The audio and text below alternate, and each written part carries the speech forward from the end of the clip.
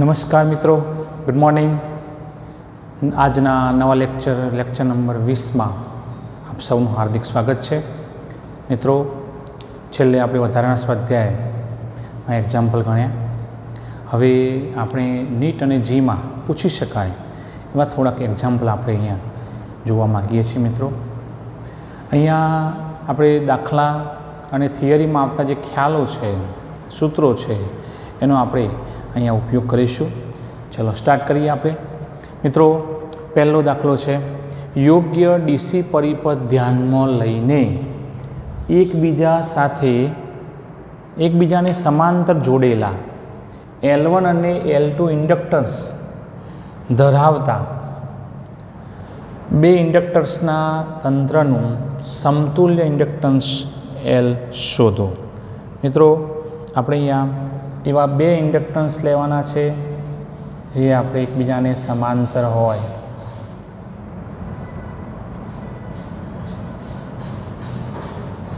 ધારો કે આ સમાંતર બે મેં લીધા. અહીંયા હું લઉં L1, અહીંયા લઉં L2. ચલો, એમને આપણે એક ડીસી પરિપથ આપણે અહીં બતાવી દઈએ.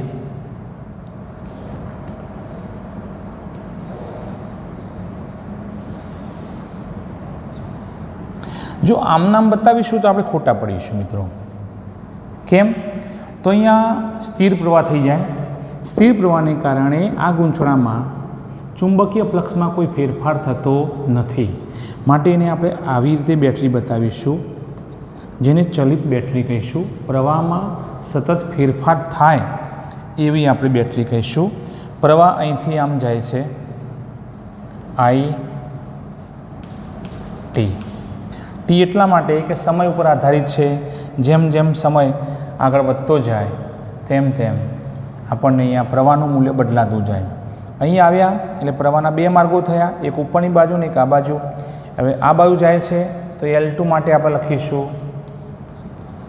I2T અને L1 માટે લખીશું I1T. બંને ભેગા થઈ અહીં આવી જાય છે અને લખ્યું આપણે IT. મિત્રો, અહીં જે બેટરી લીધી છે એ ચલિત બેટરી લીધી છે, જેનો પ્રવાહ સતત બદલી શકાય, અને એવી એક બેટરી અહીંયા L1 અને L2 સાથે આપણે સમાંતરમાં લીધી છે. હવે આપણે કહીશું કે પ્રવાહ ઇન્ડક્ટર્સમાંથી પ્રવાહ પસાર થાય છે, આપણે ધાર્યો છે તો આપણે લખીએ છીએ ધારો કે L1 અને L2, હવે નામ જ બોલીએ છીએ, માંથી પસાર થતો પ્રવાહ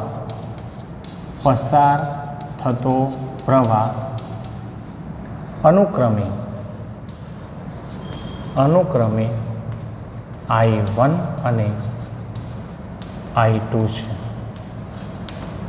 મિત્રો, સમય પર આધારિત છે, એના મૂલ્યમાં સતત ફેરફાર થાય છે, એટલે ચલિત બેટરી લીધી આપણે, ચલિત ડીસી બેટરી લીધી. હવે એના કારણે આપણને પ્રવાહના મૂલ્યમાં સમય સાપેક્ષે ફેરફાર થશે, તથા સમય સાપેક્ષે તેમનો ફેરફાર dI1/dt અને dI2/dt છે. ખ્યાલ આવી ગયો? ચલો, હવે ઇન્ડક્ટર L1 ની તરફ આપણે ધ્યાન આપીએ. એમાંથી I1 પ્રવાહ પસાર થાય છે, પરિણામે તેમાં EMF ઉત્પન્ન થશે, કારણ કે એના ચુંબકીય ફ્લક્સમાં પેલા પ્રવાહના વધઘટને કારણે ચુંબકીય ફ્લક્સમાં ફેરફાર થાય છે, અને પરિણામે આપણને ત્યાં EMF ઉત્પન્ન થતો જોવા મળશે. L1 અને L2 બંનેમાં ઉત્પન્ન થશે. આપણે લખીએ L2માં પ્રેરિત થતો EMF અનુક્રમે -L1 dI1/dt, એટલે પહેલાં L1માં, અને ચલો એવું બોલો -L2 dI2/dt મળે. ખ્યાલ આવી ગયો? ચલો બંનેનું સમતુલ્ય આપણે ઈએમએફ ઈ કહીએ. સમતુલ્ય, જો સમતુલ્ય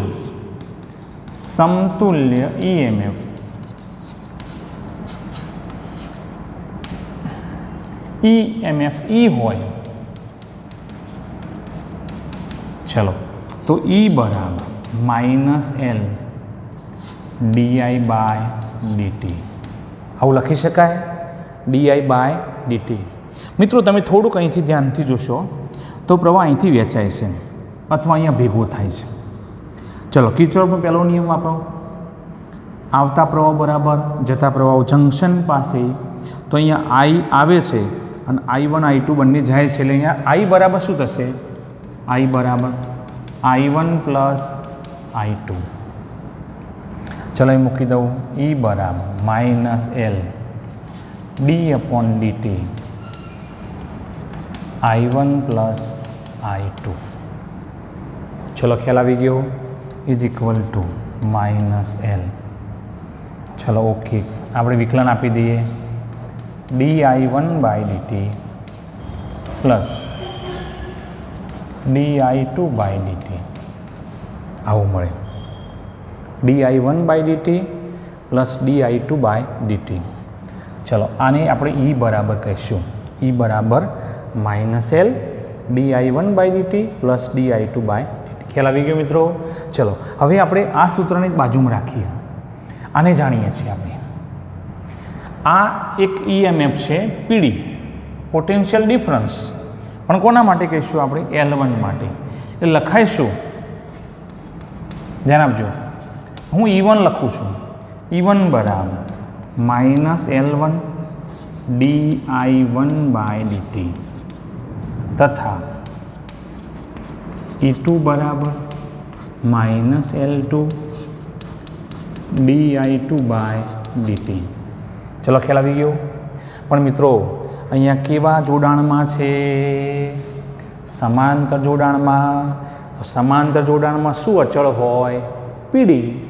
તો આપણે E1 અને E2 આપવાની જરૂર નથી. મિત્રો શું કહીશું? E જ મળે.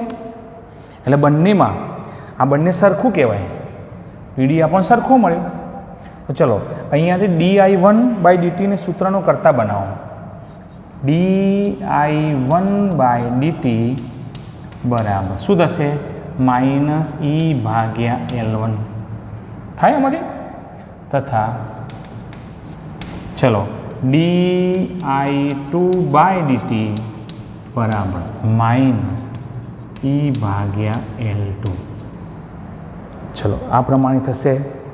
તો આપણને આ જે પરિણામ મળ્યું એ આપણે પહેલાં ઉપરના સૂત્રમાં મૂકી દઈએ. ચલો ઉપરના સૂત્રમાં મૂકી દઈએ, એટલે આપણા માટે આ સૂત્ર થશે, આપણે સમીકરણ 1માં મૂકી દઈએ. ચલો સમીકરણ 1 પરથી E બરાબર -L. ચલો di1/dt ની જગ્યાએ શું મૂકીશો? -E/L1 માઇનસ આની જગ્યાએ આ મૂકીશું E/L2. ઓકે, ચલો આને આ બાજુ લઈ જઈએ, -E/L બરાબર -E/L1 -E/L2. ખ્યાલ આવી ગયો? આ -L છેદમાં જતો રહેશે, આના આ કૌંસ આપણે છોડ્યું એમ સમજાય. ચલો દરેક બાજુ શું સમાન છે? તો કે -E સમાન છે, માટે 1/L બરાબર 1/L1 પ્લસ 1/L2. દરેક દિશાએ એટલે ડાબી અને જમણી બાજુએથી આપણે ઋણ ચિહ્ન દૂર કરીએ છીએ મિત્રો. તો આપણને આવું મળ્યું. કયું જોડાણ છે? સમાંતર જોડાણ છે. સમાંતર જોડાણ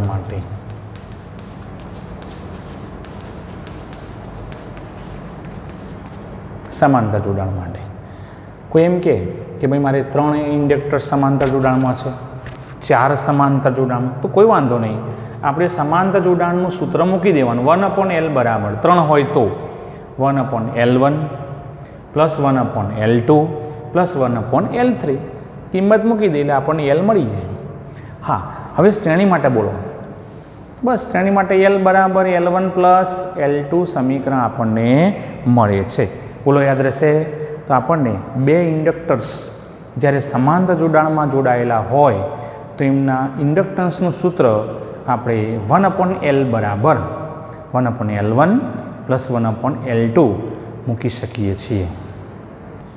ચલો મિત્રો, બીજો આપણે દાખલો જોઈએ તો 3 હેનરી આત્મપ્રેરકત્વ ધરાવતા 3 શુદ્ધ ઇન્ડક્ટર્સને, જેમનું અવરોધ આપણે ધ્યાનમાં લેવાનું નથી, અવગણ્ય છે એમ સમજવાનું, શુદ્ધ ઇન્ડક્ટર્સને આકૃતિમાં દર્શાવ્યા પ્રમાણે જોડેલા છે. તો આ જોડાણનું કેપિટલ A અને કેપિટલ B બિંદુઓ વચ્ચેનું સમતુલ્ય ઇન્ડક્ટન્સ શોધો. મિત્રો જુઓ, એ શરૂઆત કરીએ તો એથી 3H એટલે પહેલો ઇન્ડક્ટર આપણે જોડેલો છે અને પછી એ પ્રમાણે જોડાણ કરેલું છે. પણ અહીંયા P અને Q બિંદુ તમે ધ્યાનથી જોઈ શકતા હશો. Q બિંદુ એ વાસ્તવમાં કયું બિંદુ ગણાય? એ બિંદુ. કેમ? આપણને ડાયરેક્ટ કરેલું છે, શોર્ટ કરી દીધું Q અને A બિંદુ બંને. એ પ્રમાણે P અને B બિંદુ શોર્ટ કર્યું છે. તો આપણે આના ઉપરથી સમતુલ્ય આકૃતિ દોરીએ. આપેલ આકૃતિ પરથી સમતુલ્ય આકૃતિ દોરતા. ચલો, કયા કયા બે બિંદુઓ છે આપણે ભાઈ? તો A અને સામે અહીંયા B બિંદુ છે. હું ધારો કેમ કહી દઉં, ચલો આ L1 છે, આ L2 છે અને આ L3 છે. ચલો, બધાનું ધ્યાન L1 તરફ હોવું જોઈએ. L1 એક છેડો ક્યાં છે? A તરફ, અને બીજો છેડો ક્યાં છે? P. પણ P વાસ્તવમાં શું બની જાય છે? B. એટલે અહીંયા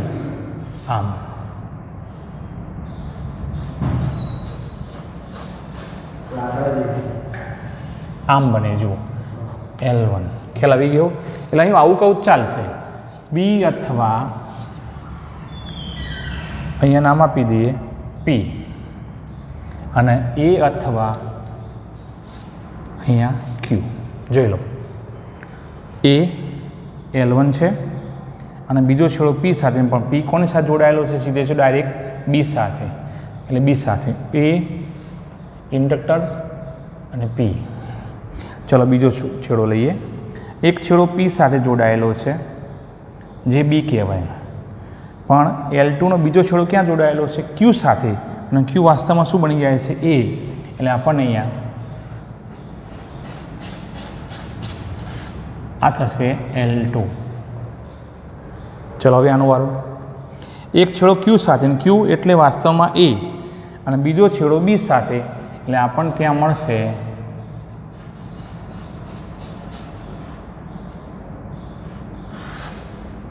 આ થશે L3.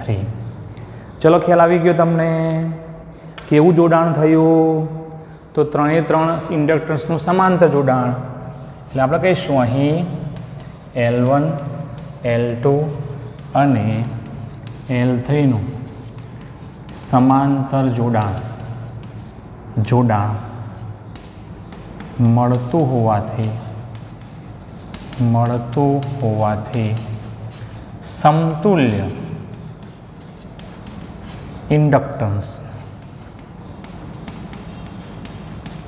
L હોય તો આપણે હમણાં જ જોયું, સમાંતર જોડાણ હોય તો આપણને આવું સૂત્ર મળતું હતું, 1/L બરાબર 1/L1 પ્લસ 1/L2. બે માટે સુધી અહીંયા 3 છે, 1/L3. ચલો, L1, L2, L3ના તો મૂલ્યો સમાન છે. ખ્યાલ આવે છે? તો 1/3 પ્લસ 1/3 પ્લસ 1/3. 3 લસા લઈએ તો ઉપર 1 વત્તા 1 વત્તા એટલે 3 બરાબર શું થશે? 1. માટે 1/L બરાબર 1, તો L બરાબર 1 હેનરી. જોઈ લો, L બરાબર 1 હેનરી આપણને અહીં પરિણામ મળે છે. ચલો, દાખલા નંબર 3. ટોરોઇડલ રિંગ પર કરેલા વાઇન્ડિંગ માં 1.5 ગુણ્યા 10⁴ આંટાઓ છે. રિંગની અક્ષ જે વર્તુળ બનાવે છે તેની ત્રિજ્યા 10 સેન્ટીમીટર છે અને રિંગના આડછેદની ત્રિજ્યા 2 સેન્ટીમીટર છે. તો રિંગનું ઇન્ડક્ટન્સ શોધો. રિંગનું ઇન્ડક્ટન્સ શોધો. મિત્રો તમને ખબર હશે ટોરોઇડલ કોને કહેવાય? સોલેનોઇડને આપણે બંને છેડા આપણે વાળી કાઢીએ, એને એવી રીતે વાળીએ કે બંને છેડા જોડી શકાય તો બનતી રચના આપણા માટે ટોરોઇડલ થાય. બનતી રચના ટોરોઇડલ થશે. હવે આપણે અહીંયા જે મૂલ્યો આપ્યા છે એને નોંધીએ તો પહેલું તો આંટાઓ આપેલા છે. તો આંટાઓ n બરાબર 1.5 ગુણ્યા 10⁴ આંટાઓ. ચલો, રિંગની અક્ષ જે વર્તુળ બનાવે છે તેની ત્રિજ્યા r બરાબર કેટલી આપી છે? 10 સેન્ટીમીટર. સોરી, સ્મોલ r લઈએ આપણે. સ્મોલ r બરાબર 10 સેન્ટીમીટર. ચલો, આને મીટરમાં ફેરવો. 100 વડે ભાગવાના તો 0.1 મીટર થાય, અથવા તો 10 ગુણ્યા 10⁻². ચલો, રિંગના આડછેદની ત્રિજ્યા આપણે અહીંયા લખીશું. આડછેદની ત્રિજ્યા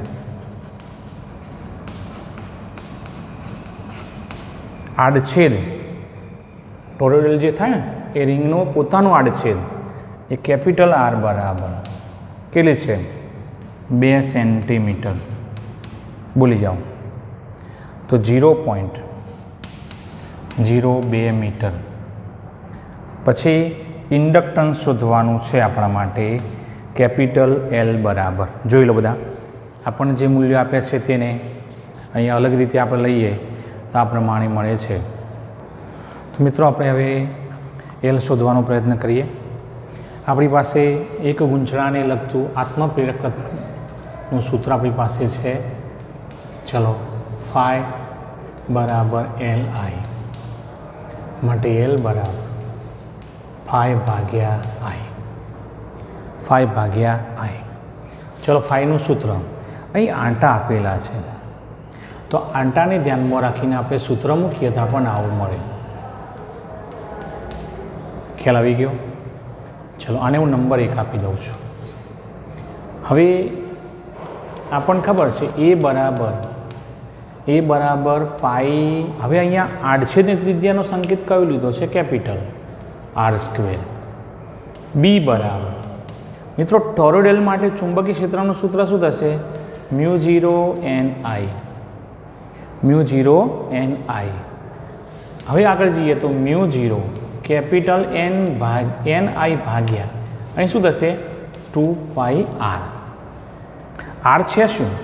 તો R આપણને આપી દીધું છે. તેની ત્રિજ્યા રિંગની અક્ષ જે વર્તુળ બનાવે છે, આમ વર્તુળ બને ટોરોઇડલ, આમ વર્તુળ બનશે અહીંયા આપણા માટે મળશે. આ થશે આપણા માટે R. અને અહીંયા જે તમને આડછેદ મળે ત્યાં તમને મળશે R, કેપિટલ R. તો આ થઈ આપણા માટે ટોરોઇડલ માટેની કિંમત. ચલો, બી બરાબર આ બંને કિંમતો ઉપરના સમીકરણ મૂકીએ. સમીકરણ 1 પરથી ચલો, L બરાબર n πr². કેપિટલ એની જગ્યાએ આપણે πr² મૂક્યું અને બી બરાબર મૂકીએ છીએ μ0 Ni ભાગ્યા 2πr. અને છેદમાં શું મૂકશું આપણે? I નો લોપ થશે. ચલો, ભેગું કરી દઈએ. μ0 n અને n એટલે n². ખ્યાલ આવી ગયો? ચલો, એ સિવાય આપણી પાસે પાઈ, પછી R² ભાગ્યા 2πr. હજુ આ પાઈ આપણે ઉડાડી દેવાય. ચલો, આ પ્રમાણે હવે આપણે અહીં જોઈએ, તમને દેખાય છે? યસ. ચલો, L બરાબર કિંમત મૂકીએ છીએ. જો ધ્યાનથી બધા મિત્રો જોજો, 4π ગુણ્યા 10⁻⁷. ચલો, પાઈની કિંમત પણ મૂકી દઈએ આપણે. ગુણ્યા 3.14 ગુણ્યા 10⁻7 મ્યુ ઝીરોની કિંમત. ચલો એનનું મૂલ્ય આપણને 1.5 ગુણ્યા 10⁴ એનો વર્ગ અહીંયા છે જુઓ, અને r² કેપિટલ R 0.02 એનો વર્ગ. મિનિટ દેખાય છે તમને? 0.02 એનો વર્ગ. ઓકે,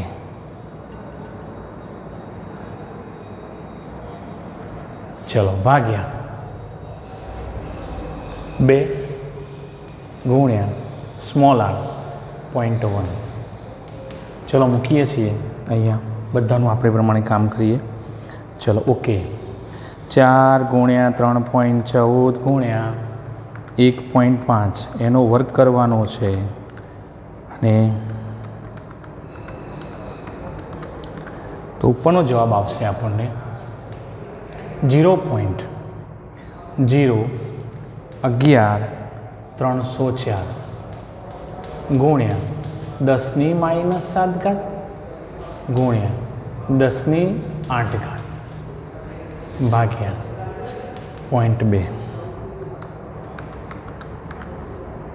ચલો ઇઝ ઇક્વલ ટુ 0.56 5 ગુણ્યા 10 0.57 હેનરી આપણને એલ મળશે.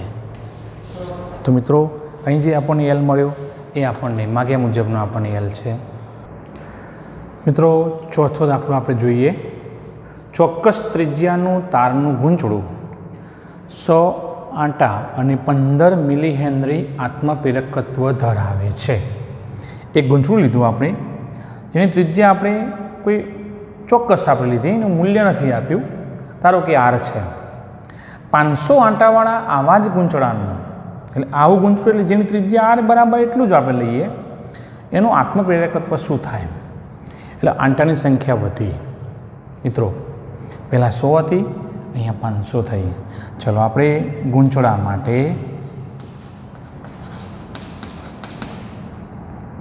L બરાબર 5/I. ચલો ઇઝ ઇક્વલ ટુ NAB/I. ચલો બરાબર NA, પછી બીની જગ્યાએ આપણે મૂકીએ μ0 NI/L, સોરી ભાગ્યા I. ચલો અહીંયા I લોપ થશે. હજુ આપણે આગળ વિચારીએ NA, ચલો μ0 કેપિટલ N/L. સ્મોલ n છે શું? એકમ લંબાઈ દીઠ આંટાની સંખ્યા. ફરીથી સ્મોલ nને આપણે કેવી રીતે ઓળખીએ છીએ? એકમ લંબાઈ દીઠ આંટાની સંખ્યા. જો સોલેનોઇડ હોય તો આપણને પરિણામ મળે, ટોરોઇડ હોય તો N/2πr, તો એકમ પરિઘ દીઠ આંટાની સંખ્યા. તો તમે જોઈ શકો છો ઇઝ ઇક્વલ ટુ μ0 પછી n² A/L, આને આપણે કેપિટલ L કહીશું. મિત્રો તમે અહીં રકમમાં ધ્યાન આપશો તો આંટા આપેલા છે અને ઇન્ડક્ટન્સ આપેલું છે. આંટામાં ફેરફાર કર્યો તો ઇન્ડક્ટન્સ શોધો. તો આપણે ઇન્ડક્ટન્સ અને આ બાજુ જમણી બાજુ કહીએ તો આપણને માત્ર ને માત્ર બદલાતી રાશિ કઈ છે? આંટાની સંખ્યા, અને એ આપણને વર્ગના સ્વરૂપમાં છે. એટલે L ચલે છે n², માટે L1 ચલે છે n1² તથા L2 ચલે છે n2². ખ્યાલ આવી ગયો? આપણે ગુણોત્તર લઈએ L2/L1 બરાબર કરીએ તો n2/n1² ઇઝ ઇક્વલ ટુ, બંનેમાં વર્ગ કોમન કાઢીએ તો n2/n1, અહીં થશે L2/L1. L2 ને સૂત્રનું કરતા બનાવીએ તો N2 ભાગ્યા N1 એનો વર્ગ ઇન્ટુ ગુણાકારમાં જશે L1. ચલો આપણી પાસે N1 બરાબર 15 મિલી હેનરી, પછી L1 બરાબર તો ઊંધું લખ્યું આપણે, અહીંયા 100 આટા છે અને અહીંયા 15 મિલી હેનરી. N2 બરાબર 500, તો L2 શોધવાનું છે, કિંમત મૂકી દઈએ આપણે. તો ચલો N2 500 ભાગ્યા 100 એનો વર્ગ ગુણ્યા 15, તો અહીંયા 5નો વર્ગ 25 ગુણ્યા 15, આ મિલી હેનરીમાં જવાબ આવશે, જે આપણા માટે સીધે સીધું છે, અમે હેનરીમાં ફેરવવાની જરૂર નથી. 375 મિલી હેનરી, 375 મિલી હેનરી જવાબ મળે. જોઈ લો મિત્રો, તો આપણને અહીંયા દાખલા નંબર 4માં ઇન્ડક્ટન્સ શોધવાનું કહ્યું છે. આટાની સંખ્યા આપણને ફેરફારવાળી બતાવી, તો ઇન્ડક્ટન્સ અહીંયા ફેરફાર દ્વારા મળે છે એટલે વધે છે. મિત્રો 5મો દાખલો આપણે આ પ્રમાણે છે. 40 મિલી હેનરી આત્મપ્રેરકત્વ ધરાવતા ઇન્ડક્ટરમાંથી વહેતો પ્રવાહ 1 એમ્પિયરથી નિયમિત રીતે વધીને 4 મિલીસેકન્ડમાં 11 એમ્પિયર થાય છે, તો તેમાં પ્રેરિત થતું EMF શોધો. મિત્રો જોઈએ, ચલો L બરાબર 40 મિલી હેનરી, ચલો ને ફેરવીએ, 40 10⁻³ હેનરી. પછી પ્રવાહના મૂલ્યો 2 છે, 1 એમ્પિયર અને 11 એમ્પિયર, એટલે I1 બરાબર 1 એમ્પિયર, I2 બરાબર 11 એમ્પિયર. ચલો વધીને પછી સમય આપ્યો છે 4 મિલીસેકન્ડ થાય છે, એનો મતલબ કે શરૂઆતનો સમય કેટલો લેવાનો? 0, અને આ થશે 4 મિલીસેકન્ડ, એટલે ડેલ્ટા T બરાબર 4 મિલીસેકન્ડ, 4 ગુણ્યા 10⁻³ સેકન્ડ. તો પ્રેરિત EMF એ શોધવાનું છે. તમે જાણો છો E બરાબર -L di/dt અથવા તો -L ΔI/ΔT, તો આને સરેરાશ કહેવાનું આપણે. ચલો = -L ડેલ્ટા I અથવા તો DI, એનો મતલબ શું થાય? I2 - I1, અંતિમ પ્રવાહ ઓછા પ્રારંભિક પ્રવાહ ભાગ્યા ડેલ્ટા T. ચલો શોધી કાઢીએ. માઇનસ, ચલો Lનું મૂલ્ય આપણને આપ્યું છે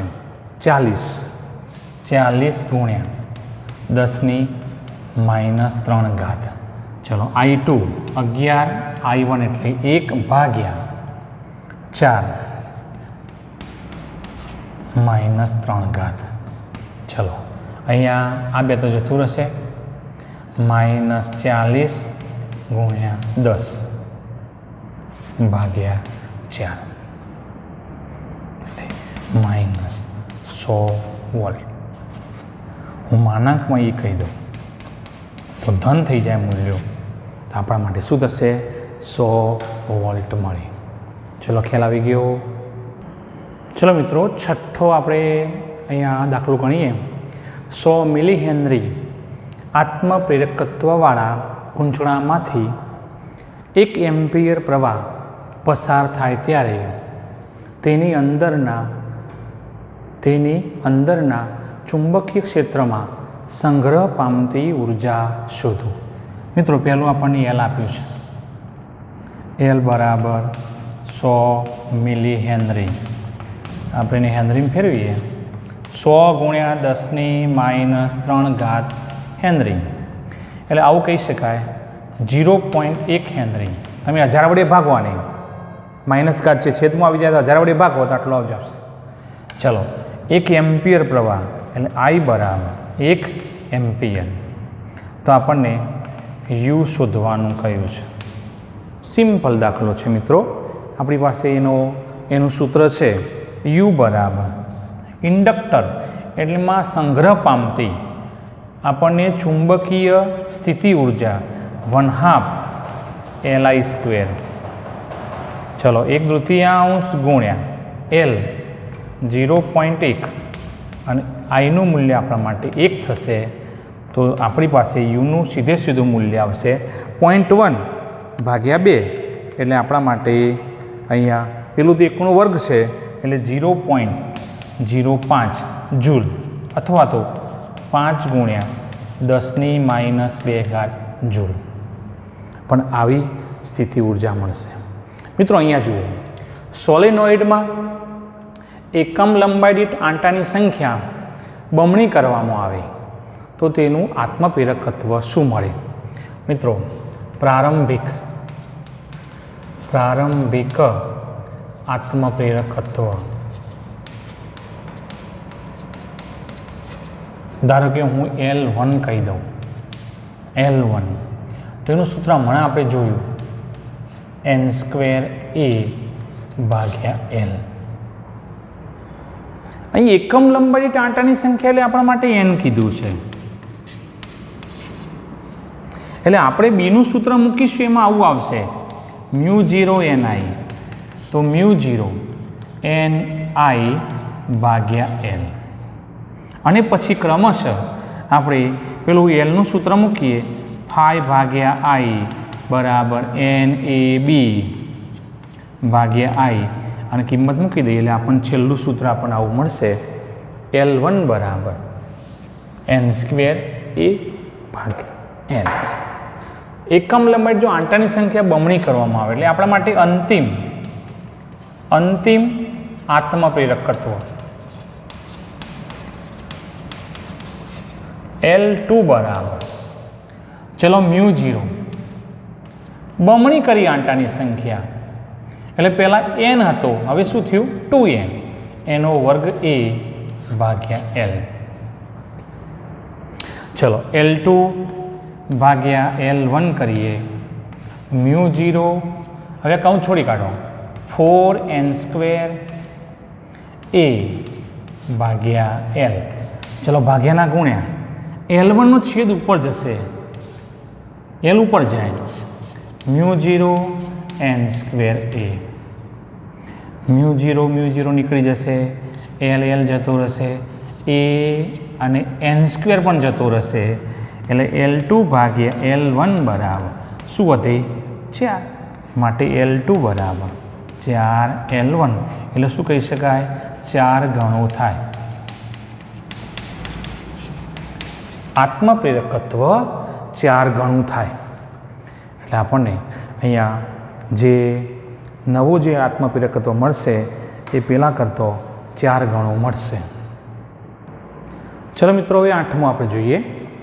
2 મિલી હેનરી આત્મપ્રેરકત્વ ધરાવતા ગૂંચણામાં વિદ્યુત પ્રવાહ સમય t સાથે સ્મોલ I બરાબર t²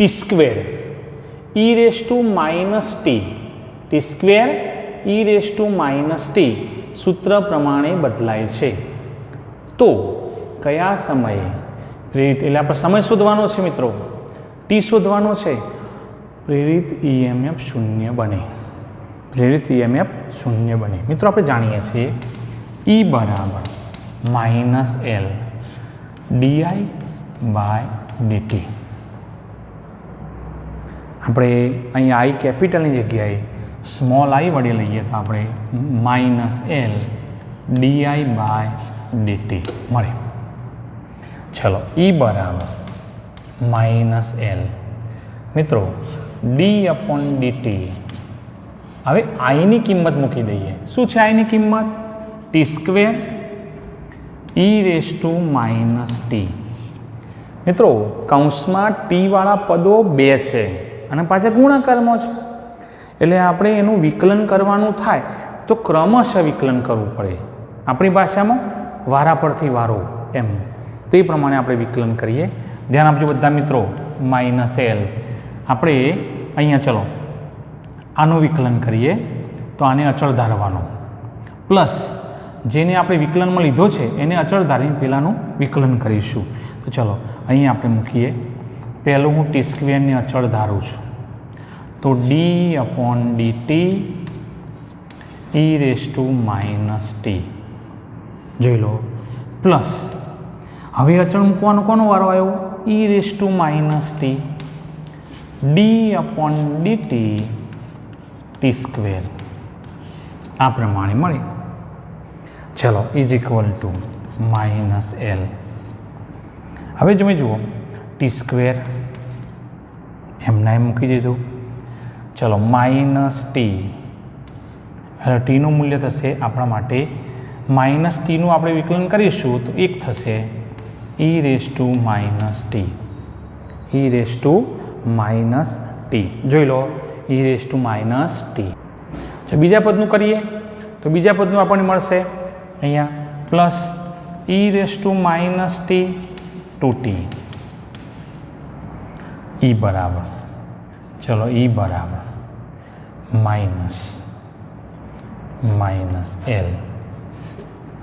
અહીંયા માઇનસ, ખ્યાલ આવી ગયો? t² e⁻t plus 2t e⁻t. શું કોમન કાઢી શકાય? કોમન કાઢવું હોય તો શું કાઢી શકાય બોલો? તો માઇનસ અહીંયા એક ટી નીકળશે. જુઓ e⁻t નીકળે એટલે એલ તો છે જ, ટી e⁻t. ધ્યાન આપજો શું આપણે અહીંયા વધ્યું? એક ટી કોમન કાઢી, કેટલા ટી છે? 2, એટલે એક ટી વધશે. આગળ ચિહ્ન કેવું? માઇનસ, પછી પ્લસ. અહીંયા ટી પણ કોમન કાઢ્યો, e⁻t પણ કોમન કાઢ્યો. શું વધ્યું? 2, એટલે આવું થયું. ખ્યાલ આવી ગયો? તો આપણને પદ જે મળ્યું છે એ આપણે હવે રકમમાં તમને શું કીધું છે? રકમમાં તમને કીધું કે એવો કયો સમય શોધવાનો છે કે એ વખતે EMFનું મૂલ્ય 0 મળે. એટલે આપણે જ્યારે EMF